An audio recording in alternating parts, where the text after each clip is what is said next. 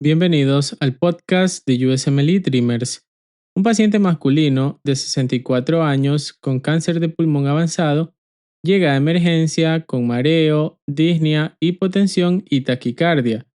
En el examen físico tiene ruidos cardíacos distantes, el punto de máximo impulso no se palpa y además presenta variaciones de la presión arterial con la respiración, es decir, pulso paradójico. La radiografía muestra una nueva cardiomegalia y con todo esto el diagnóstico central es taponamiento cardíaco. Y la combinación hemodinámica correcta es la siguiente: presión venosa central aumentada, tamaño de la aurícula derecha disminuido, presión auricular izquierda aumentada y volumen sistólico disminuido. En el desarrollo del caso, este caso tiene pistas muy clásicas. Primero, el paciente tiene cáncer avanzado. Eso importa mucho porque una de las causas frecuentes de taponamiento es el derrame pericárdico maligno. Segundo, llega con datos de bajo gasto: mareo, dificultad respiratoria, presión arterial baja y taquicardia. Y tercero, en el examen físico aparecen dos claves: ruidos cardíacos apagados y pulsos paradójicos. Y cuarto, la radiografía muestra una silueta cardíaca aumentada de tamaño, que en un contexto subagudo sugiere acumulación de líquido en el pericardio. Todo esto apunta a una sola cosa: el corazón está siendo comprimido por líquido dentro del saco pericárdico. Entonces, ¿qué es el taponamiento cardíaco? Vamos a decirlo de manera fácil. El corazón está metido dentro del pericardio. Si empieza a acumularse líquido ahí, ese líquido ejerce presión desde afuera. Y como el pericardio no se distiende fácilmente, llega un momento en que el corazón ya no puede llenarse bien durante la diástole. El problema principal del taponamiento no es que el corazón no se contraiga. El problema principal es que no puede llenarse. Por eso este tema se resume así: taponamiento cardíaco es igual a llenado diastólico limitado por compresión externa. Entonces, ¿qué le pasa a la hemodinámica? La aurícula derecha se comprime.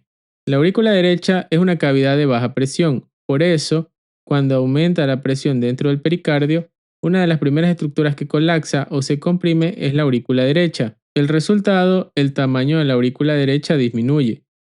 La sangre se acumula hacia atrás. Si la aurícula derecha no puede recibir bien la sangre venosa, esa sangre se empieza a represar hacia atrás. Eso aumenta la presión en el sistema venoso. El resultado, la presión venosa central aumenta.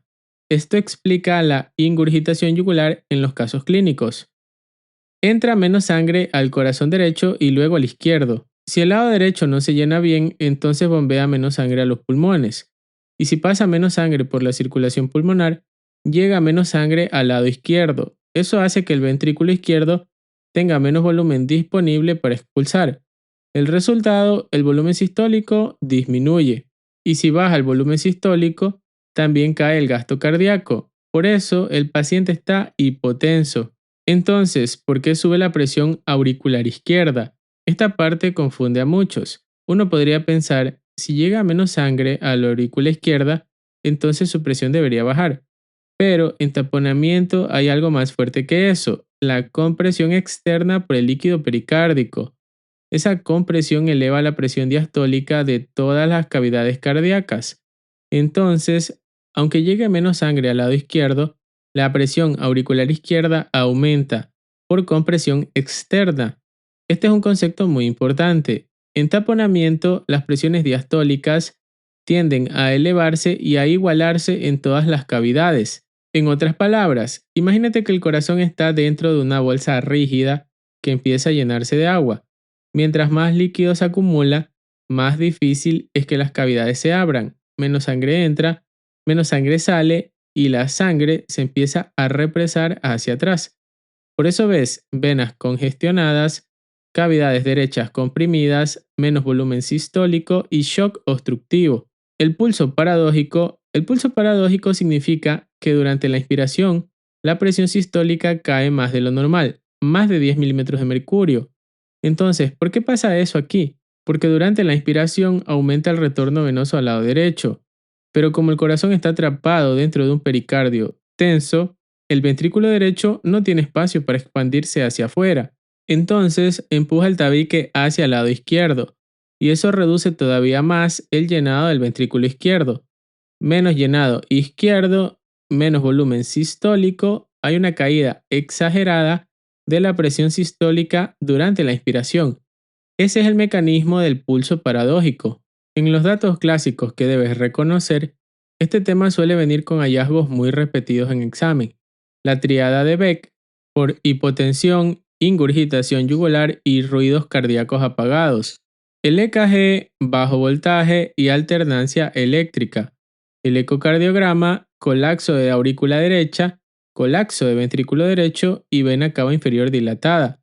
Y radiografía, silueta cardíaca aumentada, sobre todo en derrames subagudos. Por eso la respuesta correcta es presión venosa central aumentada, tamaño de la aurícula derecha disminuido, presión auricular izquierda aumentada y volumen sistólico disminuido. La lógica es la siguiente. El corazón está comprimido, no se llena bien, la sangre se represará hacia atrás y sale menos sangre hacia adelante. En los puntos clave, el taponamiento cardíaco ocurre por aumento de la presión pericárdica. El problema principal es el llenado diastólico restringido. La aurícula derecha se comprime y su tamaño disminuye. La presión venosa central aumenta por represamiento venoso. El volumen sistólico y el gasto cardíaco disminuyen. La presión auricular izquierda aumenta por compresión externa. El pulso paradójico es una caída exagerada de la presión sistólica durante la inspiración. El taponamiento produce un shock obstructivo. En las preguntas, ¿cuál es el problema fisiopatológico principal en el taponamiento cardíaco? Restricción del llenado diastólico por aumento de la presión pericárdica. ¿Cómo está la presión venosa central en el taponamiento? Aumentada. ¿Qué pasa con el tamaño de la aurícula derecha? Disminuye por compresión. ¿Qué pasa con el volumen sistólico? Disminuye. ¿Qué hallazgo respiratorio clásico puede aparecer en el taponamiento? Pulso paradójico. ¿Qué triada clásica se asocia a taponamiento cardíaco? Hipotensión, ingurgitación yugular y ruidos cardíacos apagados. Y recuerda, en el taponamiento cardíaco, el líquido dentro del pericardio comprime el corazón e impide su llenado normal durante la diástole. Esto produce aumento de la presión venosa central, colapso de cavidades derechas, disminución del volumen sistólico y shock obstructivo. Aunque llegue menos sangre al lado izquierdo, la presión auricular izquierda aumenta por la compresión externa del pericardio. Si ves hipotensión, ruidos cardíacos apagados, cardiomegalia nueva y pulso paradójico, piensa inmediatamente en taponamiento cardíaco. Gracias por escuchar este episodio. Hasta la próxima.